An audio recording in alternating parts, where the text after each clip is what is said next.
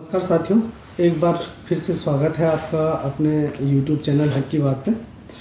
आज हमारे साथ प्रदेश महामंत्री श्री प्रमोद सिंह गुसाई जी जुड़े हुए हैं और आज हम एक महत्वपूर्ण विषय पे चर्चा भी करने जा रहे हैं। जैसा कि सभी लोग विदित हैं कि 24 तारीख को जो 24 सितंबर को हमारी माननीय सुप्रीम कोर्ट में डेट लगी हुई है।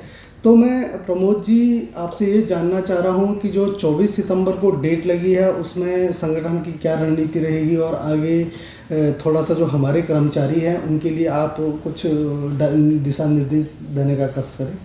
तो प्रमोद जी। बिल्कुल, आपने बात कही बिल्कुल ठीक है। 24 सितंबर को ही हमारा सुनवाई की तिथि निर्धारित की गई है और इसमें ही हमारी सुनवाई होनी है, ये आपने सही कहा।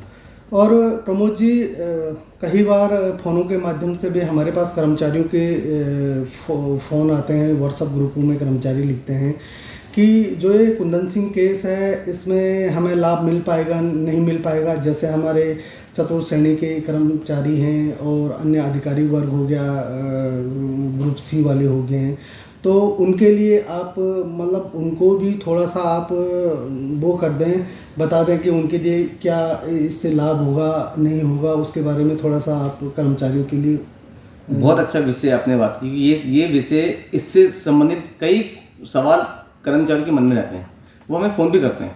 मैं एक चीज़ आपको बता दूं, SLP लगी है, किस पे लगी है, किस उसमें लगी है भाई। हाई कोर्ट के जो डिसीजन सभी लोगों को प्राप्त हुआ था, सब आया, इतना अच्छा डिसीजन 1 साल के अंदर हम लोगों को प्राप्त हुआ। जिस बेंच में लगी थी वो, उसमें कहीं भी ये क्या लिखा है क्या उसमें कि चतुर्थ श्रेणी के लिए नहीं है या समूह गाँव वाले के लिए है या इसके लिए है या उसके लिए नहीं है? कहीं पे भी ये चीज़ नहीं लिखी है। उसमें क्लियर का डिसीजन हो रखा है कि जितने भी 18,000 समथिंग जो भी उस पर लिखा है, उसमें उपनल कर्मचारियों को 1 साल के अंदर एक पॉलिसी बना के उनको नियमितीकरण किया जाए। ठीक है। अन्य भी 2-3 डिसीजन हुए कि GST न लिया जाए और समान कार्य समान वेतन का उनको लाभ मिला जाए। तो इसमें तो कोई सवाल ही नहीं है। मैं तो समझ नहीं पा रहा हूँ कर्मचारियों के अंदर की दुविधा क्यों आ रही है, जबकि हमारे तमाम जितने संगठन हैं, जितने जब हमने लड़ाई लड़ी है, संगठन ने हमेशा कोर्ट का ही जिक्र किया है। तो अब ये सवाल आना उचित नहीं है। अगर किसी के मन में सवाल आ रहा है या कोई डाल रहा है, मैं फिर बोल रहा हूँ, तो वो पहले किसी सही व्यक्ति या सही संगठन या सही उससे समझ ले कि वाकई में हमारे लिए है या नहीं है। अनावश्यक इस चीज़ को ना भ्रम फैलाए, ना किसी को फैलाने दे, क्योंकि ये बहुत संवेदनशील मुद्दा है। इसलिए आप तब तक विश्वास बनाए रखिए जब तक हमारा सुप्रीम कोर्ट में परिपक्व डिसीजन हम पे नहीं आता है, क्योंकि ये जो डिसीजन आएगा वो सब पे ही लागू होगा। वो कैसे लागू होगा, किस पे लागू होगा, किस तरह से लागू होगा, वो बात का विषय है। लेकिन अभी ये डिसीजन ऐसा है कि सब पे ही होना है, एक जैसा होना है।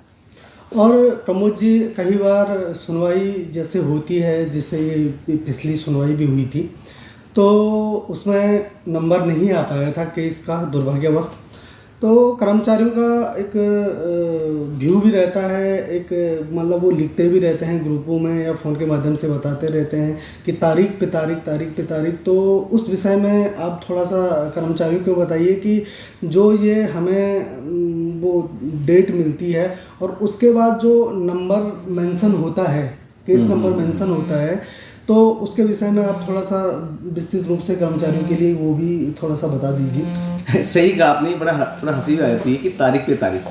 देखो, तारीख तो मिलती है, तारीख में सुनवाई की जो तिथि होती है निर्धारित होती है, लेकिन जो मेन सवाल है कर्मचारी जो पूछते हैं कि हमारी सुनवाई क्यों नहीं हुई, हमें क्यों नहीं सुना गया, तो मैं थोड़ा एक क्लियर करना चाहूँगा कि देखिए, जो हमारा काम सिर्फ यहाँ पे तक का है कि हाँ ठीक है, हम को वकील के माध्यम से अर्जेंसी लगाएंगे। अर्जेंसी का मतलब ये होता है, जैसे अभी अर्जेंसी लगा के हमको 24 सितंबर का डेट मिली है। अगर अर्जेंसी नहीं लगाते हमारे ARO या वकील के संपीत जी जो हमारे हैं, अगर उनके माध्यम से अगर अर्जेंसी नहीं लगती तो होता ये नंबर भी हमको प्राप्त नहीं होता, वो होता अगले महीने होता। तो चूंकि अर्जेंसी लगाए तब तो हमको 24 सितंबर की डेट मिली। अब रही बात नंबर, ये बहुत बड़ा सवाल है। अब देखिए, इसमें संगठन या हम ये बोलेंगे इसमें हमारे हाथ में कुछ नहीं है। ये जो नंबर मिलता है, ये मिलता है रजिस्ट्रार ऑफिस से। रजिस्ट्रार जो भी रजिस्ट्रार किसी उससे कम नहीं होता है। तो रजिस्ट्रार ने जो नंबर तय कर दिया है, क्योंकि उसमें से एक हमारे केस नहीं है, तमाम भारतवर्ष में जितने भी मुख्य केस होंगे वो सब उसमें आते हैं और वो सब अपने हिसाब से लगते हैं।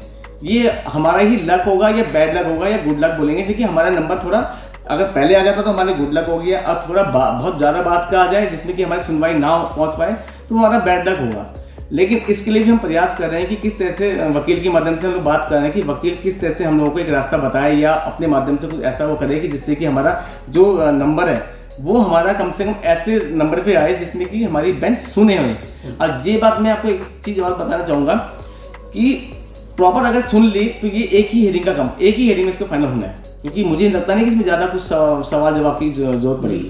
बिल्कुल। और एक सवाल आपसे और करना चाहूँगा कि अब कर्मचारी जो आर्थिक सहयोग करे तो वो कहाँ करे और किसके माध्यम से करे, तो एक पारदर्शिता होनी जरूरी है। तो उसके बारे में भी आप कर्मचारियों को एक बार बता दें कि वो आर्थिक सहयोग किस खाते में करे और कैसे करे, तो उसके बारे में भी आप कर्मचारियों के लिए कोई बता दीजिए। बिल्कुल, आपने बहुत बढ़िया बात बोली। पारदर्शिता से इसमें नहीं, पारदर्शिता हर चीज में होनी चाहिए। पारदर्शिता अगर नहीं होगी तो मुझे लगता है कि कोई भी काम का आउटपुट जीरो ही मिलेगा। भले कुछ समय हमें अच्छा मिलेगा लेकिन उसके बाद उसका रिजल्ट जीरो ही मिलेगा। तो मैं कर्मचारियों को ये कहना चाहूँगा कि आपने देखा होगा इससे पहले हम संयुक्त मोर्चे में जब महासंघ से हमारे गोदयाल जी ने भी साफ साफ कहा है आपके ही चैनल के माध्यम से कि जो भी वर्तमान में जो ये उपना संविदा कर्मचारी संघ का जो कुंदन सिंह केस देख रहे हैं, वो जो उसका जो खाता है, मुखिया खाता, उसमें ही सब सहयोग करें तो कोई कन्फ्यूजन नहीं है। मैं तो ये बोलूँगा प्रदेश के जितने भी संगठन हैं, जितने भी कर्मचारी हैं, वो सब आगे आकर अपने भविष्य के लिए लड़के। देखिए अगर मैं आपके लिए, मैं थोड़ा इसमें ये बोलना चाहूँगा, मैं आपके लिए नहीं लड़ रहा हूँ। मतलब कि पहले मैं अपने लिए ही लड़ रहा हूँ। मैं अपनों को सूचित करूँगा तभी तो आप लोगों को सूचित कर पाऊंगा। तो यही सोच आप भी रखिए। आप किसी संगठन के पद अधिकारी की तरफ मत देखिए कि मैं किस संगठन से हूँ। अरे आप संगठन के बाद में हो भाई, उपना कर्मचारी लिखा है आपके इसमें, आप उपना कर्मचारी हो। और ये बात आपको हमेशा ध्यान रखनी चाहिए, उपना कर्मचारी का नाम ही है, उसमें जो भी डिसीजन होगा उस मुख्य केस कुंदन सिंह वाले पे, वही डिसीजन सब केस में फॉलो होगा। ऐसा कभी नहीं होगा कि जितने भी 70-80 केस लगे हुए इसके नीचे टैग होते हैं उन पे कोई फैसला आ जाए और मुख्य केस में ना आए और उन केस में जो फैसला है वो सब पे लागू होगा, नहीं होगा। अरे भाई मुख्य केस है वो कुंदन सिंह जो हाई कोर्ट से जीत के लाते हैं। और आज के दिन में आप देख रहे होंगे कई जितनी भी हमारे केस लगे, किसी भी स्तर के केस हो, उसमें सब जगह कुंदन सिंह का जिक्र हो रहा है। तो इससे तो पता चलता है ना कुंदन सिंह में इतना क्लियर कट डिसीजन हो रखा है। बस कंफ्यूजन है हमारे कर्मचारियों के बीच में, हमारे संगठनों के बीच में। वो अगर मिल के आए इस चीज़ को थोड़ा दूर कर दे, क्योंकि अब देखिए अब रहे क्या आगे, कितनों की उम्र तो 40 से बजा चुकी है। अब कितने हमारे भाई लोग बहन लोग बाहर हो चुके हैं। मुझे तो लगता है कि ये तो अब 18,000 भी नहीं रहे होंगे, इसमें से कई तो हमारे फौजी लोग हैं रिटायरमेंट। तो मैं तो सिर्फ एक हम ये भी राय देंगे, हमने दे भी रखा कोर्ट के माध्यम से, अगर बहस होती है ये हमारे वकील इसको अच्छे से करेंगे भी कि भाई आपको कितने रुपये करना है। भाई संख्या तो आपने बता दी 18,000 20,000, तो 18-20,000 थोड़ा है वो। 18-20,000 में आप देखो ना, उसमें से आधे से ज़्यादा तो आपके एक्स सर्विसमैन भूतपूर्व हमारे फौजी हैं, वो लोग हैं। तो आपको ये एक्सरसाइज करनी पड़ेगी, लेकिन इससे पहले हमें अपने पे एक्सरसाइज करनी पड़ेगी। कर्मचारियों को ध्यान देना है कि आप जो भी पैसा दे रहे हो, जो भी आर्थिक सहयोग कर रहे हो, अपने नाम, पदनाम, डिपार्टमेंट का नाम लिखकर ही सीधा संगठन के अकाउंट में डालें, ना कि किसी के हाथ में किसी और के पर्सनल अकाउंट में डाल दें। और प्रमोद जी एक सवाल और है, जो अभी हमारी पिछली हियरिंग हुई थी 30 सितंबर को, राज्य करके जो सरकार उनके अगेंस्ट एसएलपी लेके गई थी, तो उसके बारे में भी थोड़ा कर्मचारियों को बता दीजिए, क्योंकि उसमें भी जो एसएलपी राज्य सरकार की खारिज हुई है तो उसमें भी कुंदन सिंह केस का बहुत बड़ा योगदान है। तो वो भी आप बता दीजिएगा तो सभी कर्मचारियों को जानकारी पहुंच जाएगी। देखिए ये बहुत सही, अभी ये भी परसों की बात है इसमें, लेकिन आप ये देखिए कि कुंदन सिंह के ही नाम से कुंदन सिंह, मैं उस कुंदन सिंह को धन्यवाद करना चाहूँगा कि आज आपके नाम की आपने जो ये मुहिम चलाई थी उसकी वजह से कितने लोगों को फायदा होता रहेगा, है ना। तो आज ये राज्य कर वालों के लिए जो जिसपे विजेता जी वो बनी थी इसमें विजेता जोशी, उनको कितना अच्छा डिसीजन हुआ। देखो वहाँ पे सीधा जो नाथन जी की जो बेंच थी, जो पॉजिटिव बेंच थी, इस बेंच ने सीधा खारिज कर दिया एसएलपी। अगर मैं एक चीज़ और बताऊँ, अगर ये थोड़ा और लेट हो जाती तो शायद ये भी हमारे ही कुंदन सिंह वाले मुख्य केस के नीचे टैग हो जाती, फिर इनका भी नंबर बहुत लेट में आता। पर चूंकि उनकी अच्छी किस्मत थी कि जिसकी वजह से वो थोड़ा सा लेट हो गया, और वो बेंच इतनी पॉजिटिव थी और बेंच ने इसको सुन लिया अलग से, तो उसको अलग से सुन के इसमें डिसीजन दे दिया। ये बहुत समझने वाली बात है इसमें।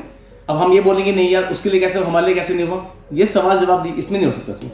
पर आप बस ये देखिए कि कुंदन सिंह की ही वजह से ही उन पर पॉजिटिव फैसला आया है। और कोई ऐसा कोई ब्रह्मास्त्र कोई अलग सा नहीं है कि जिसमें कि अलग सा आ जाता। बिल्कुल बिल्कुल बिल्कुल। और यही बेंच इसी बेंच में ही हमारा जो ये आने वाले 24 तारीख को है विक्रम नाथन और एक और भी है, मैं थोड़ा नाम भूल गया उनका, उनकी ही बेंच में ये वाला केस, हमारा जो मुखिया केस है कुंदन सिंह वाला, ये भी है लगा हुआ। तो बाकी तो मुझे ऐसा लगता है कि हमारे जितने भी कर्मचारी देख रहे हैं तो काफ़ी हद तक उनका भी मैटर सॉर्ट आउट हो गया होगा।